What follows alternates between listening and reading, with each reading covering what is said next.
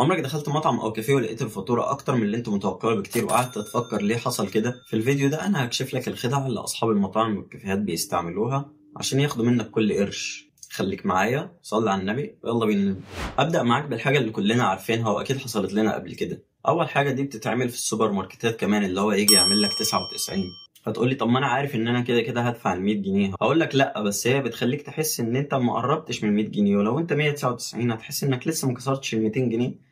فعادي يعني اما اطلب حاجه كمان. بعد كده الحركه اللي كلنا عارفينها ان هو ما يكتبلكش الضريبه في المنيو، هيجي بخط صغير تحت ويقوم كاتب لك في 14% ضريبه و12% خدمه. يبقى انت كده لبست يا معلم. هتقولي كل الكلام ده انت عارفه وعامل حسابه قبل كده، الجديد عليك وهي خدعه في المنيو نفسه.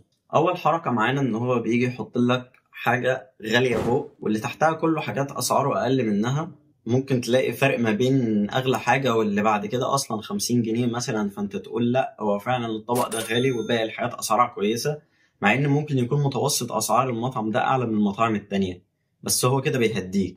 ولو هو مش عايز يعمل معاك الحركه دي، في حركه تانية بتستخدمها المطاعم اللي بتعمل كذا نوع اكل، وانه يحط لك الحاجه اللي بتكسبه اكتر في اول خانه في المنيو. عمرك سالت نفسك ليه البيتزا المارجريتا دايما بتكون في الاول؟ لا، مش عشان هي بسيطة ولا هي أقل مكونات فيهم، هو بيكون قاصد يحط لك البيتزا المارجريتا في الأول عشان هي أكتر حاجة بتكسبه، ما هي بمكوناتها بسيطة خالص مش بتكلفه فلوس قوي يعني، فبيكون مكسبها أعلى. والطريقة التانية برضو إن هو يحط لك صورة حاجة معينة فأنت تسأل عليها، فبتكون غالبا الصورة دي الحاجة اللي بتكسبه أكتر، فلو أنت طلبتها كده هو طلع منك بأكبر مكسب ممكن. الحركة اللي بعد كده، ولك أن تتخيل إنها ممنوعة في بعض ولايات أمريكا، ان هو بيبالغ في وصف الطعام وبيحاول يجري ريقك على قد ما يقدر. اكيد حصلت لك قبل كده انك تروح مطعم برجر ويكتب لك في المنيو قطعة من البرجر المشوي اللذيذ مع صوص التكساس المميز والمايونيز الكريمي، عليها قطعة من الاونيون رينجز الذهبية المقرمشة مغطاة بالخبز المميز الفريش. كل الكلام ده هتلاقيه جرى ريقك، وبعدين هتطلب، ممكن تطلب تاني. هو بيستعمل الكلام ده عشان يجري ريقك فيخليك مستعد تطلب اكتر.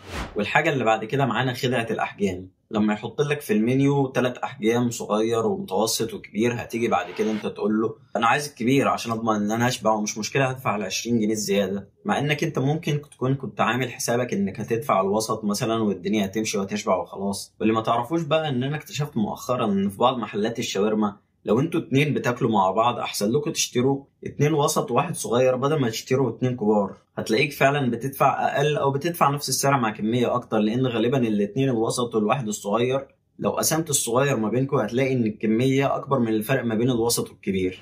بعد كده هو بيخلي خياراتك محدوده بانه بيعلي في سعر الميه، بيخليها قريبه من الميه الغازيه اللي هو برضه معلي في سعرها، فهتلاقي نفسك تلقائي كده بتقول طب ما انا اجيب صودا وخلاص، هي هتهضم احسن وهتبلع احسن والدنيا هتمشي يعني، مع انك اصلا كان ممكن تكون عايز اي حاجه تبلع بيها وخلاص، مش مهتم ان انت تشرب صودا في الوقت ده. بعد كده هيجي يجر رجلك زياده ويقول لك طب ما تاخدها كومبو، هتدفع حاجه بسيطه بس زياده وتاخد معاها بطاطس كمان، وانت ممكن اصلا كل اللي انت كنت جاي تاخده سندوتش واحد وسط، في الاخر انت لبست في سندوتش كبير كومبو لارج وادفع بقى يا معلم. كانت دي الخدع اللي بيستعملوها عشان يخلوك تدفع اكتر في المطاعم والكافيهات. لو عجبك الفيديو وعايز تشوف حاجه مني تاني اتفرج على الفيديو ده بيتكلم عن قصة البيك. كان معاكم مستا، وسلام.